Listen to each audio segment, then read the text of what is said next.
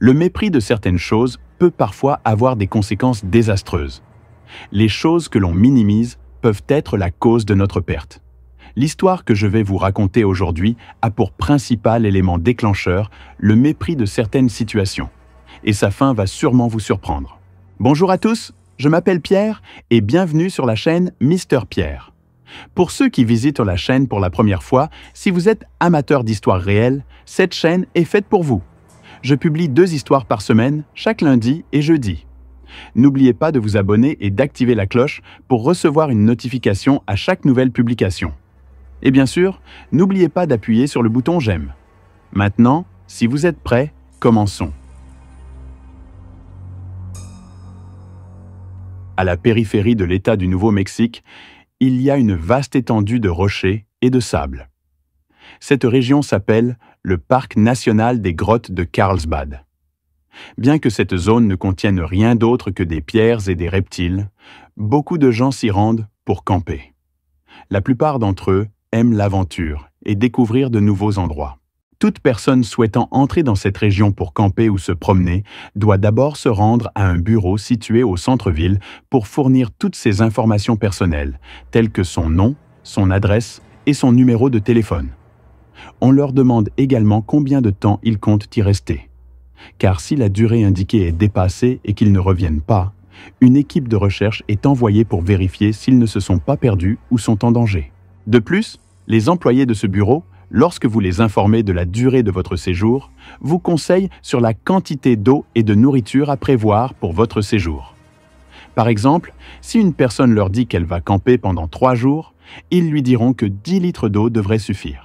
Le 8 août 1999, un employé du bureau mentionné précédemment, chargé de rechercher les personnes disparues, se nommait Lance Madsen. Ce jour-là, il a été envoyé avec son assistant dans cette région reculée pour chercher 2 jeunes hommes qui étaient partis camper et n'étaient pas revenus. Auparavant, ces 2 jeunes s'étaient également rendus au bureau pour fournir leurs informations personnelles et avaient indiqué qu'ils allaient camper une journée et une nuit seulement. Mais depuis leur départ, ils n'avaient donné aucun signe de vie.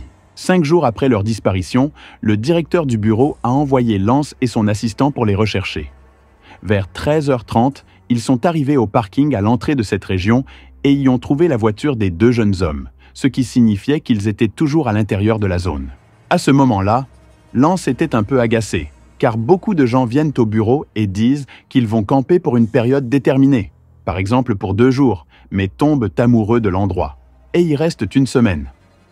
Cela rajoute du travail aux employés chargés de rechercher les personnes portées disparues, car ils doivent s'aventurer dans le désert pour vérifier si les personnes sont en sécurité ou non. La plupart du temps, ils les trouvent en bonne santé, simplement séduits par le lieu et voulant prolonger leur séjour. Lance s'est donc dit que ces 2 jeunes avaient probablement fait la même chose. Ils avaient annoncé un camping d'une journée et d'une nuit, mais avaient décidé de rester plus longtemps. Maintenant, ils devaient entrer dans ce désert et partir à leur recherche. En fin de compte, il a dit « Ce n'est pas grave, c'est mon travail ». Ils se sont donc aventurés dans ce désert avec son assistant. Après seulement 20 minutes de marche, ils ont aperçu une tente verte tachée de brun. Ils se sont dit « Il n'y a pas de doute, c'est la tente des 2 jeunes hommes que nous cherchons ». Ils étaient contents de les avoir trouvés rapidement sans avoir à fournir beaucoup d'efforts. Mais alors qu'ils s'approchaient de la tente, Lance et son assistant ont commencé à sentir une odeur très désagréable. De plus, la tente était entourée de déchets brûlés et l'endroit était dans un chaos total. Lance et son assistant ne comprenaient rien, mais ils ont continué à avancer vers la tente jusqu'à ce qu'ils l'atteignent. La chaîne de la tente était fermée, mais Lance et son assistant ont remarqué quelque chose qui bougeait à l'intérieur sans faire de bruit. Lance regarda son assistant. Tous 2 étaient effrayés, et leur cœur battait fort, mais ils devaient ouvrir cette tente et explorer ce qu'il y avait à l'intérieur. En effet, Lance a commencé à défaire la chaîne jusqu'à ce qu'elle soit complètement ouverte. À ce moment-là, lui et son assistant ont été choqués par ce qu'ils ont vu devant eux. Revenons 5 jours en arrière, précisément au 3 août 1999. Il y avait 2 jeunes hommes de Boston, Massachusetts, qui étaient amis. L'un d'eux s'appelait David Coughlin, âgé de 26 ans, et l'autre s'appelait Rafi Kodokan, âgé de 25 ans. Ces deux jeunes hommes étaient sur le point de commencer leur voyage depuis Boston. Ils avaient décidé de parcourir tous les États-Unis, passant du temps dans différents endroits et y campant. C'était leur rêve depuis leur rencontre. Faire un long voyage à travers tout le pays, camper dans des endroits divers, découvrir de nombreux sites, puis chacun retourner à sa vie normale. En effet, c'est ce qu'ils ont fait. Ils ont visité de nombreux lieux, campé ici et là, et le dernier endroit où ils sont arrivés était ce désert dont je vous ai parlé plus tôt, appelé Carlsbad Caverns National Park. Le lieu de camping choisi par David et Rafi n'était pas très éloigné du parking où ils avaient garé leur voiture, à environ 15 ou 20 minutes de marche. David et Rafi ont passé la première journée là-bas et ont dormi sous la tente. Le lendemain matin, vers 7 heures, David s'est réveillé en entendant le bruit de Rafi préparant le petit déjeuner dehors. Malgré le fait qu'il se soit levé tôt, à un moment où il fait généralement frais, il faisait anormalement chaud. La chaleur était étouffante. Dès son réveil, David ressentit une soif intense. Il prit une bouteille d'eau à côté de lui, qui n'était remplie qu'à moitié, et la but entièrement. Avant de partir camper dans ce désert, David et Rafi étaient allés au bureau des disparus et avaient laissé toutes leurs informations. Les employés là-bas leur avaient dit qu'ils devaient emporter au moins 4 litres d'eau car ils allaient passer une journée et une nuit dans le désert. Cependant, ils n'ont pas suivi les conseils des experts et n'ont pris qu'1,5 litre d'eau, beaucoup moins que ce qui leur avait été recommandé. Après avoir bu toute l'eau restante, David dit « Pas de problème, de toute façon, nous allons prendre le petit déjeuner, puis nous irons à la voiture et nous nous dirigerons vers un autre endroit. » Ils sont sortis de la tente, ont pris leur petit déjeuner en plaisantant et riant. Vers 8h30, ils ont terminé leur repas, rassemblé leurs affaires et chargé leur sac à dos. Ils ont alors commencé à marcher vers le parking où se trouvait leur voiture. Selon leurs estimations, il leur fallait seulement 15 à 20 minutes de marche pour atteindre leur voiture. Mais 1 heure passa et ils continuaient à marcher sans atteindre le parking. David demanda à Rafi « Sommes-nous perdus ?» Rafi répondit « Non, nous ne sommes pas perdus. Continuons un peu. Nous trouverons l'endroit que nous cherchons. » Ils continuèrent donc à marcher et au bout de 2 heures, ils n'avaient toujours pas trouvé le parking. Ce qu'ils avaient devant eux n'était qu'un désert aride. David et Rafi tentaient de se convaincre que tout irait bien, qu'ils trouveraient leur chemin et retourneraient à leur voiture. Rafi sortit une carte du lieu qu'il avait apportée avec lui. Ils s'assirent par terre et commencèrent à l'examiner, espérant trouver un indice qui les ramènerait sur le bon chemin. Mais ils n'y comprenaient rien. La carte était remplie de lignes, de reliefs et de désordres, rendant sa lecture difficile pour eux. Finalement, la carte n'avait plus aucune valeur pour eux. Alors, ils la rangèrent et décidèrent de revenir par le chemin qu'ils avaient emprunté en sortant de la tente, espérant retrouver le bon itinéraire vers le parking. Mais ils étaient fatigués et se sentaient désorientés à cause de la faim et de la soif, en plus de la chaleur intense, bien que le ciel fût légèrement nuageux. Ils se dirigèrent alors vers une zone d'ombre et s'y allongèrent. David et Rafi savaient très bien qu'ils n'avaient ni eau ni nourriture pour perdre du temps à chercher leur chemin tranquillement.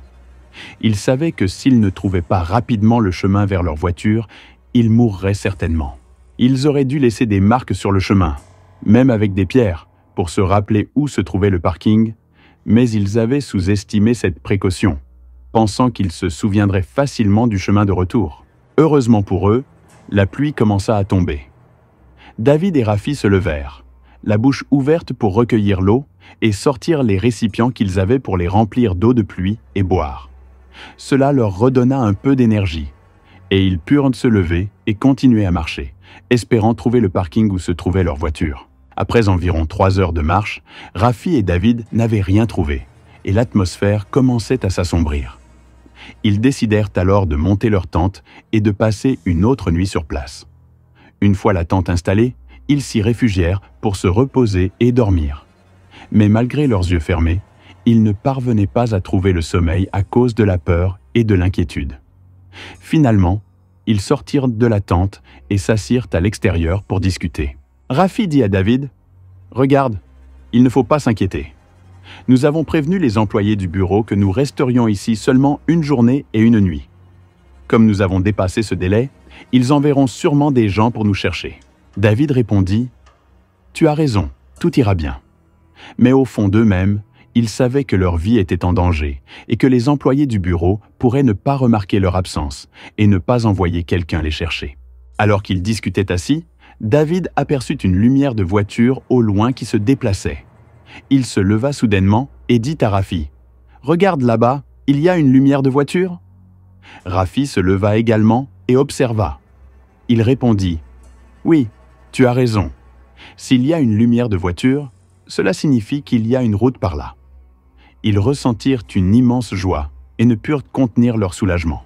Ils décidèrent de retourner dans la tente pour dormir et, au lever du jour, ils se dirigeraient vers l'endroit où ils avaient vu cette lumière. Dans leur enthousiasme, ils oublièrent complètement leur faim, leur soif et la fatigue qu'ils ressentaient. Ils se couchèrent immédiatement et s'endormirent rapidement, épuisés par la marche de la journée. Le lendemain matin, Rafi et David se réveillèrent de bonne heure. Cette fois, ils ne démontèrent pas leur tente et laissèrent toutes leurs affaires sur place. Avant de partir, ils sortirent quelques feuilles de papier et écrivirent leurs informations personnelles, comme leurs noms et leurs adresses. Ils notèrent également qu'ils étaient perdus, sans nourriture ni eau, et qu'ils avaient aperçu une lumière de voiture au loin. Ils dessinèrent une carte avec une flèche indiquant la direction qu'ils allaient suivre. Enfin, ils écrivirent « S'il vous plaît, si vous trouvez ce message, suivez-nous dans cette direction. » Rafi et David firent cela en espérant que si les secours arrivaient, ils trouveraient ces informations et comprendraient ce qui s'était passé. Ils se mirent en route, pleins d'espoir de trouver la route où ils avaient vu la lumière. Après 3 heures de marche sous un soleil de plomb qui martelait leur tête, ils arrivèrent finalement à la colline qui les séparait de la route supposée. Cependant, l'ascension de la colline s'avéra difficile pour Rafi et David car elle était parsemée de pierres et ils étaient épuisés, affamés et assoiffés. Malgré tout, ils mirent leur dernière force dans cette montée et atteignirent enfin le sommet. Mais à leur grande surprise, ils ne trouvèrent rien. Il n'y avait pas de route, seulement un désert et une vaste étendue de pierres. Ils étaient sous le choc, car ils étaient convaincus d'avoir vu une lumière. Mais quelle était cette lumière? Seul Dieu le savait. Finalement, ils comprirent que cette lumière n'était qu'un mirage, une illusion créée par leur esprit qui cherchait désespérément une issue à cette situation désespérée. Après un moment, alors qu'ils étaient encore debout sur cette colline, ils remarquèrent des vautours et des faucons qui commençaient à tourner au-dessus d'eux, comme s'ils attendaient leur mort pour se nourrir. En réalité, les signes de la mort commençaient à apparaître sur Rafi et David. David dit alors à Rafi, « Nous devons retourner à la tente. Quelqu'un pourrait venir nous secourir. » Mais Rafi ne voulait pas revenir et répondit, « Continuons dans cette direction, nous pourrions encore trouver une route. » Malgré la fatigue, la faim et la soif qui les accablaient, ils continuèrent à marcher.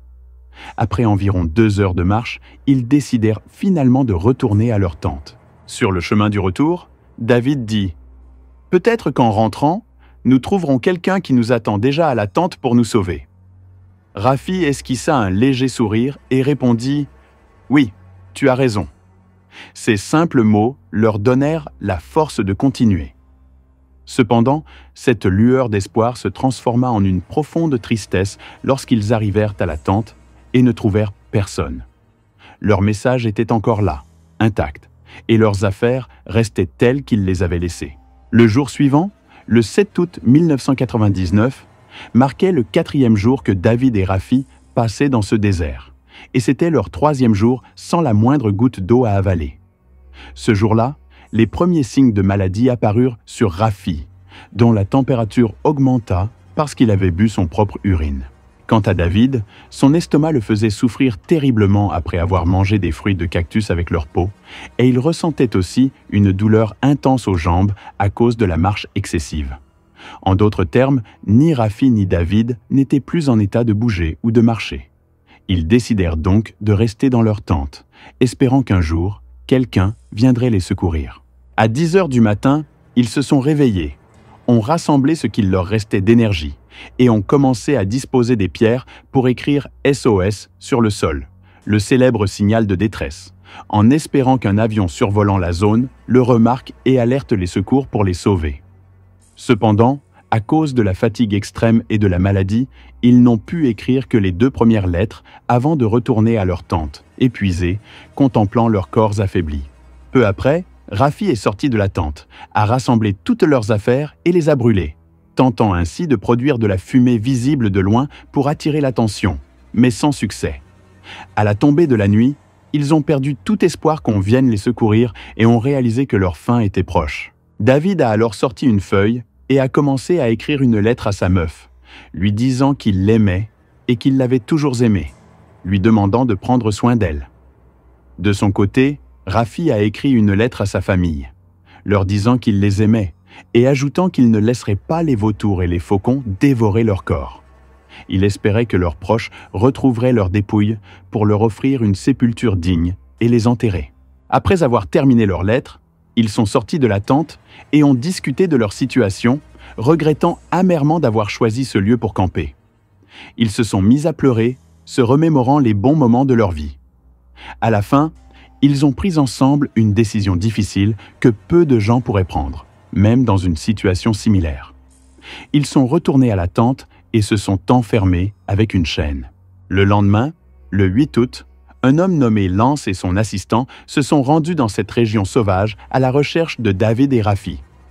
Comme je vous l'ai dit précédemment, ils ont rapidement repéré la tente de Rafi et David et ont aperçu un mouvement à l'intérieur. En ouvrant la chaîne de la tente, Lance a été choqué de découvrir Rafi, qui ressemblait à un zombie. Ses lèvres étaient gercées, son visage noirci par le soleil et une odeur de mort émanait de lui. Son corps était couvert de sang et la tente était pleine de taches de sang. En entendant le bruit de la chaîne, Rafi a tourné la tête lentement et a demandé à Lance « S'il te plaît, dis-moi que tu as de l'eau. » Lance lui a répondu « Oui, j'ai de l'eau » et lui en a donné. Rafi a bu avidement. Après avoir fini, Lance lui a demandé « À ce que je sais, tu es venu avec un ami. Où est-il » Rafi a pointé du doigt une direction et a dit « Il est là-bas ». Lance s'est dirigé dans cette direction, mais n'a rien trouvé. Il est revenu vers Rafi et lui a demandé « Es-tu sûr que ton ami est là-bas » Rafi a confirmé « Oui, j'en suis sûr ». Lance et son assistant se sont donc rendus à l'endroit indiqué par Rafi. Ils n'ont rien trouvé au début, mais en regardant de plus près, ils ont découvert un tas de pierres soigneusement empilées. En soulevant une pierre, ils ont vu le visage de David, qui était mort depuis la nuit précédente. La nuit où David et Rafi étaient assis dehors, discutant de leur situation et pleurant, ils ont pris une décision. David a dit à Rafi « Nous sommes condamnés. Si nous ne mourrons pas de faim ou de soif, un animal viendra nous attaquer et nous dévorer. » David a alors sorti un couteau qu'il avait et a essayé de se couper les poignets, mais n'y parvenait pas. Réalisant qu'il ne pourrait pas se suicider seul, il a dit à Rafi « Tu dois me tuer, puis te suicider après. » Rafi a accepté. C'était la décision qu'ils avaient prise ensemble. En rentrant dans la tente, David a enlevé sa chemise, a tendu le couteau à Rafi et lui a dit « Tu dois me poignarder directement dans le cœur pour que je ne souffre pas en mourant. » Rafi a accepté. Il l'a poignardé sous la poitrine pour atteindre directement le cœur. Mais la rigidité de la cage thoracique a ralenti l'enfoncement de la lame. Et David a crié de douleur. « S'il te plaît, appuie plus fort, j'ai très mal, je veux mourir rapidement. » Rafi a mis toute sa force, et finalement le couteau a transpercé le cœur de David. Mais ce dernier n'est pas mort instantanément, et a continué à souffrir. Alors, Rafi a couvert les yeux de David avec ses mains, et l'a poignardé plusieurs fois, jusqu'à être certain qu'il était mort. Ensuite, Rafi a traîné le corps de David hors de la tente, l'a emmené dans un coin et l'a enterré sous les pierres. Puis, il est retourné à la tente, s'est allongé et a attendu la mort, incapable de se poignarder ou de mettre fin à ses jours. Le lendemain, le 8 août 1999, Lance et son assistant ont trouvé Rafi dans sa tente, encore vivant. Si David n'avait pas perdu espoir et avait attendu seulement 12 heures de plus, il aurait survécu comme son ami Rafi. Mais on ne peut juger, car personne d'entre nous n'a vécu une situation aussi difficile. Et une autre chose, la tente de Rafi et David n'était qu'à 15 minutes à pied de l'endroit où se trouvait le parking avec leur voiture. Quoi qu'il en soit, Rafi a été secouru, emmené à l'hôpital et soigné. 9 mois plus tard, le 11 mai 2000, Le procès de Rafi pour le meurtre de David a commencé. Finalement, le tribunal l'a condamné à 16 ans de prison. Cependant, il a fait appel et a expliqué au juge que David lui avait demandé de le tuer, ajoutant « Mon seul objectif était de le voir en paix. Moi-même, j'aurais voulu mourir après lui. » La famille de David, malgré la perte de leur fils, a cru en l'histoire de Rafi, car il était brisé par la mort de son ami le plus cher. Il regrettait de ne pas avoir gardé espoir jusqu'à la fin. Finalement, la peine a été réduite de 16 ans à 16 mois, ce qui signifie qu'il passerait seulement 1 an et 4 mois en prison. C'était l'histoire d'aujourd'hui. Merci beaucoup d'avoir écouté jusqu'à la fin. On se retrouve pour une nouvelle histoire. Prenez soin de vous.